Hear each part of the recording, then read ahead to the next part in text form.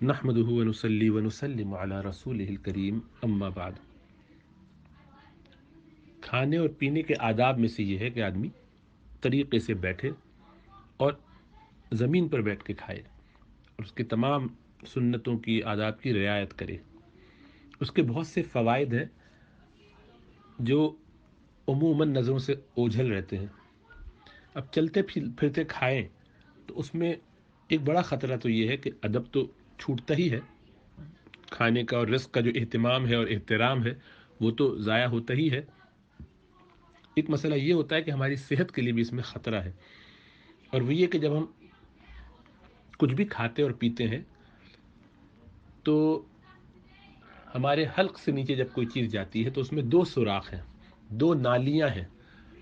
ایک غذائی نالی ہے اور ایک اس کے پیچھے سانس کی نالی ہے، یعنی سانس کی نالی آگے ہے اور غذائی نالی اس کے پیچھے ہے۔ تو اب یہ دو نالیاں ہیں، اوپر سے آپ کچھ کھا رہے ہیں یا پی رہے ہیں تو اس کو کیسے معلوم ہے کہ مجھے اس سوراخ میں جانا ہے یا اس سوراخ میں جانا ہے؟ سانس لے رہے ہیں تو اسے کیسے معلوم ہے کہ کس والے میں جانا ہے؟ سانس تو چلو جہاں بھی چلی جائے کوئی فرق نہیں پڑتا، زیادہ سے زیادہ پیٹ میں گیس ہو جائے گی، لیکن کھانے کی چیز یا پینے کی چیز اگر سانس کی نالی میں چلے جائے تو وہ تو انفیکشن کا اور اسی طریقے سے نمونیا اور کولیپس ہونے کا یہ ساری چیزیں پاسبلٹی ہیں۔ اور ہم نے کئی دفعہ مریضوں کی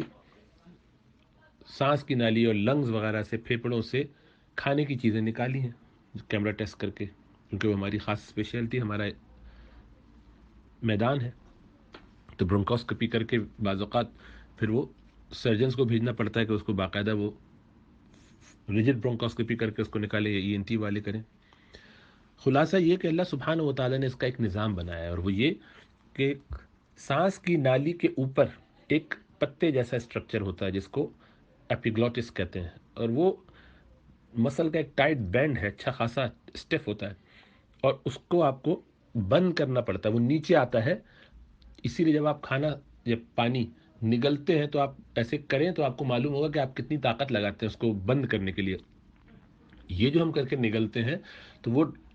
بیچ میں لیفی سٹرکچر جو ہے وہ آگے کی طرف جو سانس کی نالی ہے اس کے اوپر جا کے لگتا ہے اور اس کو بند کر دیتا ہے۔ تو اب جو آپ نگلتے ہیں وہ صرف پیچھے ایک ہی سوراخ رہ جاتا ہے، وہ غذائی نالی ہے، اس میں جاتا ہے۔ اسی لیے کھانے کے دوران منع کرتے ہیں کہ باتیں نہ کرو بچوں کو، ورنہ ٹھسکا لگے گا یا چوک ہو سکتے ہیں۔ اب چلتے پھرتے کھانے میں بے ادبی کے علاوہ ایک خطرہ یہ بھی ہے، یہ حکم رشادی اس طور پر بھی ہے کہ اچانک سے کوئی چیز سامنے آ گئی، اچانک چلتے چلتے پاؤں غلط جگہ پڑ گیا اور آپ ذرا سا گرنے لگے، لڑکھڑا گئے، تو اس میں وہ کھانے کی چیز ابھی نیچے گئی ہے اور آپ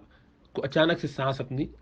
روکنا جو تھا مشکل ہو گیا اور آپ نگل گئے۔ وہ کھانے کی چیز تھوڑی سی بھی ہوگی تو کھانسی ہوگی، اور اگر وہ کوئی ذرا سیریس چیز ہو، بڑی چیز ہو، تو وہ خطرہ ہے کہ کافی نقصان پہنچا دے۔ جیسا عرض کیا کہ اس سے اگر وہ نیچے جا کے مثلاً آپ چنے کھا رہے تھے یا پینٹس کھا رہے تھے تو ان میں سے کوئی اگر جا کے سانس کی کسی نالی میں آگے جا کے اس کو بلاک کر دے تو اس کے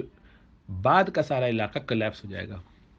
کیونکہ اب یہاں سے ہوا وہاں جا نہیں سکتی، تو وہ سب ریلیز ہو کے کلیپس ہو جائے گا، بلاک کر دے گا۔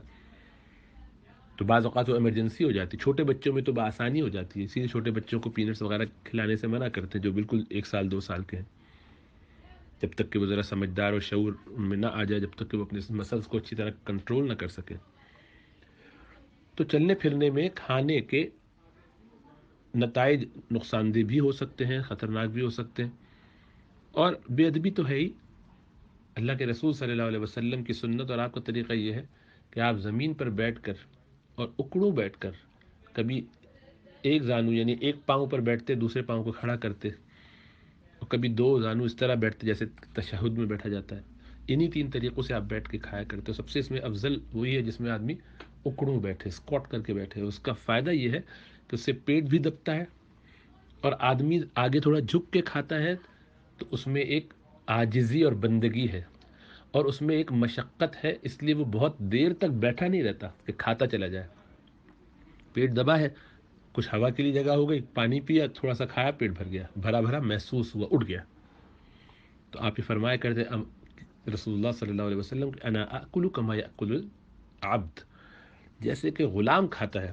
ویسے کھاتا ہوں میں، یعنی اللہ کی نعمتیں آ رہی ہیں اس کو میں کھا رہا ہوں، تو اپنی بندگی کا اظہار کرتے تھے ظاہر میں بھی۔ بہرحال اسی لیے آپ نے یہ بھی فرمایا کہ مجھے لا آکل متکئا، میں ٹیک لگا کے نہیں کھاتا، اس کو ناپسند فرمایا، بہت ناپسند فرمایا، کیونکہ اس میں کبر ہے، اس میں ایک گونا تعلی ہے، اپنی بڑائی ہے،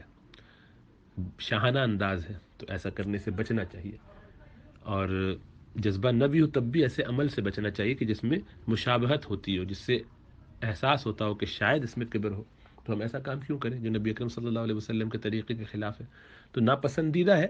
گو چلتے پھرتے کوئی کھائے گا تو حرام تو نہیں کہیں گے اس کو، لیکن خلاف سنت، خلاف ادب اور نقصان دہ بھی ہے، اس لیے احتیاط کرنا چاہیے۔ اللہ میں سمجھ اور شعور عطا فرمائے۔